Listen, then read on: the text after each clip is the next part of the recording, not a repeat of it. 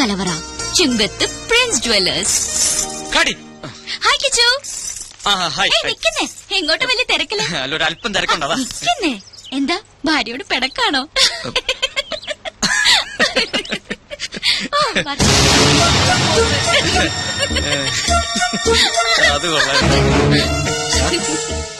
ഡൽഹിന്ന് fax വന്നിട്ടുണ്ട്. 7 സീസിന്റെ contract confirm ആക്കിന്ന്.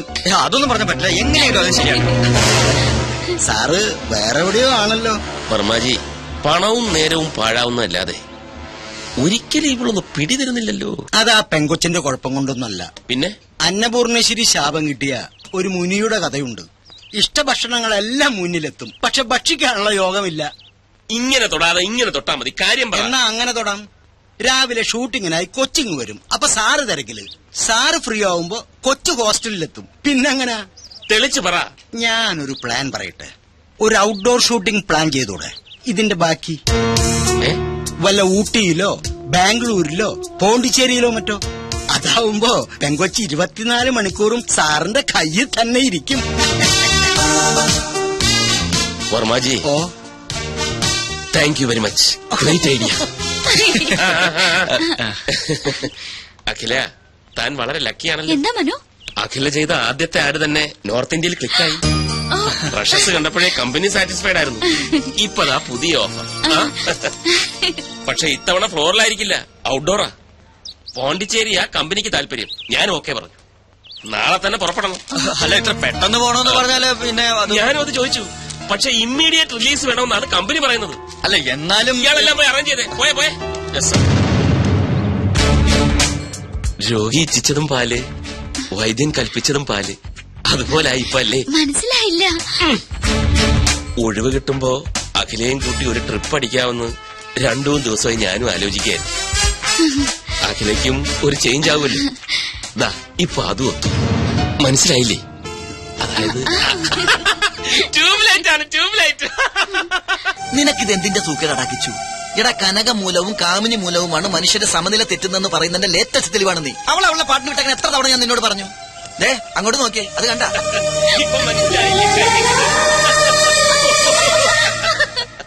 ആ സന്തോഷം നിനക്ക് കൊടുക്കാൻ പറ്റോ?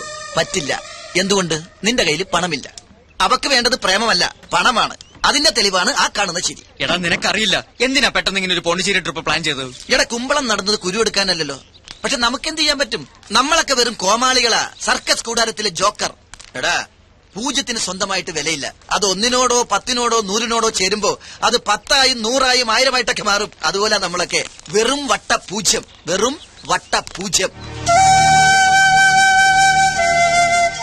അവന്മാര് പറയുന്നൊന്നും കാര്യമാക്കണ്ട. ഇനി 2 ദിവസത്തെ ഷൂട്ടിംഗ് അല്ലേ ഉള്ളൂ റജി. ഫിഷ് ഫ്രൈ ഒന്നും കൊടുക്കണ്ട, ഫിഷ് കറി കൊടുത്താൽ മതി.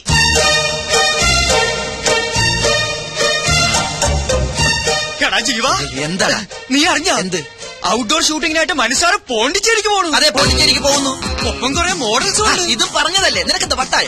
പക്ഷെ രഞ്ജി ചേച്ചി പോകുന്നില്ല. എടാ, ഇതിന്റെ ഇടയിൽ രഞ്ജി ചേച്ചി എങ്ങനെ വന്നു? എടാ മണ്ട, ബാല് പുറകിലുണ്ട്. ഓ, രഞ്ജു ചേച്ചി. ഔട്ട്ഡോർ ഷൂട്ടിങ്ങിനായി മനസ്സാറ് നാളെ പോണ്ടിച്ചേരി പോകുന്നു. ഒപ്പം കുറെ മോഡൽസും. അതിനിടെ രഞ്ജു ചേച്ചി എന്തിനാ? എടാ ജീവ, എന്നാലും മനസ്സാറ് മോഡൽസ് മാത്രം രഞ്ജു ചേച്ചി എങ്ങനെ പറഞ്ഞു? അതൊക്കെ മനസ്സാന്റെ പേഴ്സണൽ കാര്യങ്ങളല്ലേ. ആ ട്രിക്ക് രഞ്ജു ചേച്ചി അറിയാതിരിക്കുന്നല്ലേ നല്ലത്. പോണ്ടിച്ചേരിയിലോ കോയമ്പത്തൂരിലോ എവിടെ ആണെങ്കിലും പോട്ടെ. കോയമ്പത്തൂരല്ല, പോണ്ടിച്ചേരി. പോണ്ടിച്ചേരി എന്ന് പറയുമ്പോ പോണ്ടിച്ചേരിയിലേക്ക് പോകുമ്പോ അയാൾ പോയി പോട്ടെ. കേട്ട് കാണൂല്ലേ? കേട്ട് കാണും. അപ്പൊ ഇനി കഥ മാറും, ക്ലൈമാക്സും മാറും. നീ എന്താടാ എന്നെ വിളിച്ചത്? ജോക്കർ അല്ലേ? ഇപ്പൊ മനസ്സിലായോ ഈ ജോക്കർ വിചാരിച്ചാൽ കളി കൊഴുപ്പിക്കാനും കുഴപ്പിക്കാനും പറ്റുമെന്ന്? സമ്മതിച്ചിരിക്കുന്നു. അപ്പൊ മനസ്സാറിന്റെ പോണ്ടിച്ചേരി പദ്ധതി ഗോവിന്ദ. എന്താടാ? ഒരു സ്വപ്നം കണ്ടതാ. എടാ, ഇത് പോണ്ടിച്ചേരിയാണ്. ടെൻഷനൊക്കെ മാറ്റിവെച്ച് ഒന്ന് ഉല്ലസിക്കാനാണ് നമ്മൾ ഇവിടെ വന്നത്. അതിന്റെ ഇടയിലെ നട്ടുച്ചക്കൊരു സ്വപ്നം കാണല്. ഞാനും കണ്ടു സുന്ദരമായൊരു സ്വപ്നം. പോണ്ടിച്ചേരി ബീച്ചിലെ അഗാധമായ കടൽപ്പരപ്പിൽ ഒരു സ്വർണ്ണ നൗകയിൽ ഞാനും ഒരു ഫ്രഞ്ച് മദാമ്മയും മാത്രം. നൗക അകലങ്ങളിലേക്ക് ആടി ഉലഞ്ഞ് നീങ്ങും തോറും മനസ്സുകൊണ്ടും ശരീരം കൊണ്ടും ഞങ്ങൾ അടുക്കുകയായിരുന്നു. ഒടുവിൽ അതൊരു ചുംബനത്തിന്റെ വക്കോളം എത്തിയപ്പോ പണ്ടാരടങ്ങാനായിട്ട് നിന്റെ ഒരു ഒടുക്കത്തെ ദുസ്വപ്നം. കിടന്നുറങ്ങടാ. ഞാൻ ബാക്കി കാണട്ടെ, പകൽക്കിനാവ് ഫലിക്കുമെന്നാ. എടാ, മനസ്സാറും അഖില എപ്പോഴേ എത്തി. മുറി കയറി കഥ കൂടച്ച്. ഒരു മുറിയിലോ? 2 മുറിയില്. അത് പുറത്തുനിന്ന് നോക്കിയാല്. അകത്താണെങ്കിലോ രാത്രി കൂട് വിട്ട് കൂടുമാറാൻ ഇടയ്ക്കൊരു മരവാതിൽ മാത്രം. മരവാതിലോ എന്ന് വെച്ചാ? ആശാരിമാര് മരം കൊണ്ട് പണിയുന്ന വാതിലിനാണ് മരവാതിൽ എന്ന് പറയുന്നത്. എടാ മനുസാറിന് അകലെ കാണാൻ പുറത്തിറങ്ങണ്ട, അകത്തൂടി തന്നെ ഒരു പൊനാങ്കി വാതിലുണ്ടെന്ന് അർത്ഥം.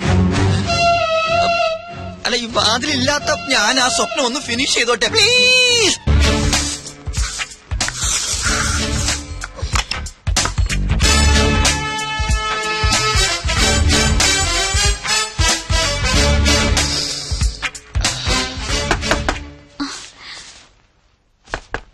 ആരാ? ഈ വാതിലിൽ വേറെ ആരും മുട്ടാൻ ഞാൻ തന്നെയാ മനു. വാതിൽ തുറക്ക. എന്തിനാ? ഹാ, ഇതെന്ത് ചോദ്യം? നമുക്കിടയിൽ എന്തിനാ ഒരു മറ? നമുക്കെന്തെങ്കിലും സംസാരിച്ചിരിക്കാം. തുറക്ക് തുറക്ക് തുറക്ക്. എനിക്ക് ഉറക്കം വരുന്നു മനു, ഞാൻ കിടന്നു കഴിഞ്ഞതാ. നമുക്ക് നാളെ സംസാരിക്കാം. അപ്പൊ അതൊന്നും പറഞ്ഞാൽ പറ്റത്തില്ല. നാളത്തെ ഷൂട്ടിങ്ങിന്റെ കാര്യം പറയാനാ. ഉറക്കമൊക്കെ ഞാൻ മാറ്റിത്തരാം. ദേ ഞാൻ 10 വരെ എണ്ണും. അതിനു മുമ്പ് തുറന്നിരിക്കണം. ദേ ഞാൻ എണ്ണാൻ തുടങ്ങുന്നു. 1 2 3 4 5 6 7. അതിലേ വന്ന കൊച്ചു കള്ളി.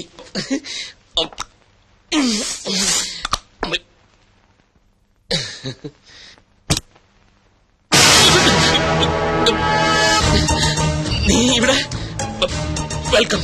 Thank you. ഞാൻ ഒറ്റയ്ക്കല്ല. പിന്നെ ഞാനും ഉണ്ട് അളിയാ. ആദ്യം ബാലുവേട്ടനോട് താങ്ക്സ് പറ. എന്തിന്? ഇത് ബാലുവേട്ടന്റെ ഐഡിയ അല്ലേ മനുവേട്ടൻ ഒരു സർപ്രൈസ് തരാൻ?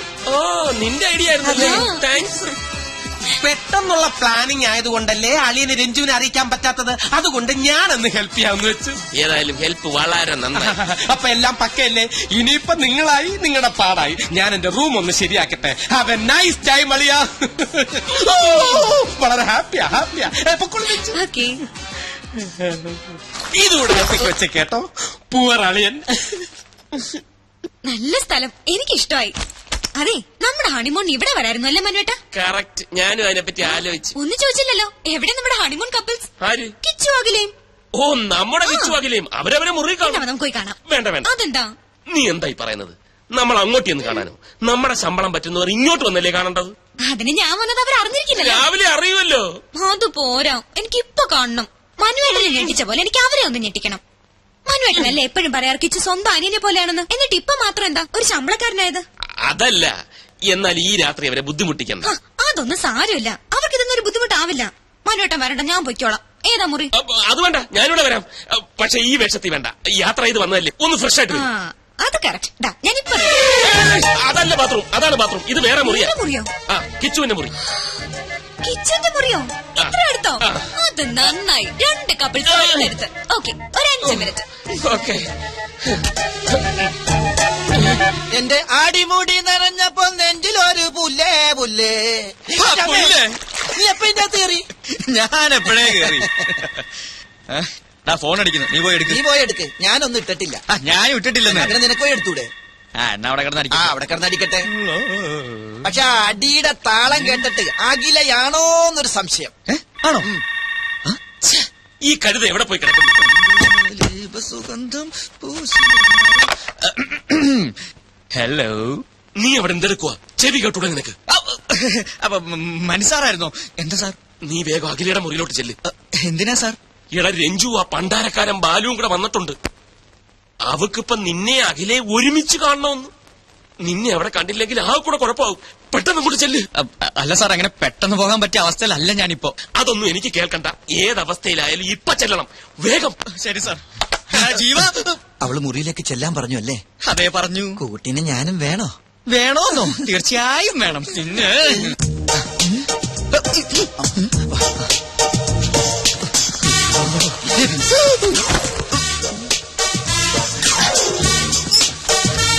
പിന്നെ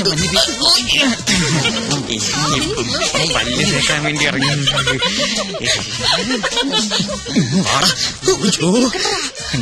അണ്ടർവെയർ മാനം കാപ്പത് കണ്ടാ?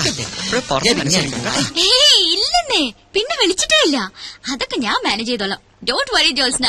Good night. അലി കുളിച്ചോണ്ടിരിക്കുമ്പോ പെട്ടെന്ന് വരാൻ പറഞ്ഞു. പുറത്തു പോയില്ലെങ്കിൽ ഞാൻ ബഹളം ഉണ്ടാക്കും. ദേ, പുറത്ത് പോയാൽ ബഹളമാകും. കിച്ചു, ഞാൻ മനസ്സാറിനെ വിളിക്കും കേട്ടോ. അയ്യോ മനസ്സാറ് പറഞ്ഞിട്ടാ. മനസ്സാറ് പറഞ്ഞിട്ടോ. അതായത് രഞ്ജു ചേച്ചി വന്നിട്ടുണ്ടെന്നും വേഗം അങ്ങോട്ട് ചെല്ലാനും മനസ്സാറ് പറഞ്ഞു. അങ്ങോട്ട് ചെല്ലാൻ പറഞ്ഞ അങ്ങോട്ടല്ലേ ചെല്ലണ്ടേ? അയ്യോ അങ്ങോട്ടെന്ന് പറഞ്ഞാ അങ്ങോട്ടല്ല ഈ ഇങ്ങോട്ട്. ഇങ്ങോട്ടോ? അതായത് രഞ്ജു ചേച്ചി വന്നിട്ടുണ്ടെന്നും വേഗം അഖിലയുടെ മുറിയിലേക്കും ചെല്ലാൻ മനസ്സാറ് പറഞ്ഞു. അവരിപ്പോ നമ്മളെ കാണാൻ ഇങ്ങോട്ട് വരും. നമ്മളെ കാണാൻ അപ്പൊ ഞാൻ വേണ്ടേ? കിച്ചു, അതായത് ടവൽ അഴിയാതെ സൂക്ഷിക്കണേ. അത് ഞാൻ നോക്കണം.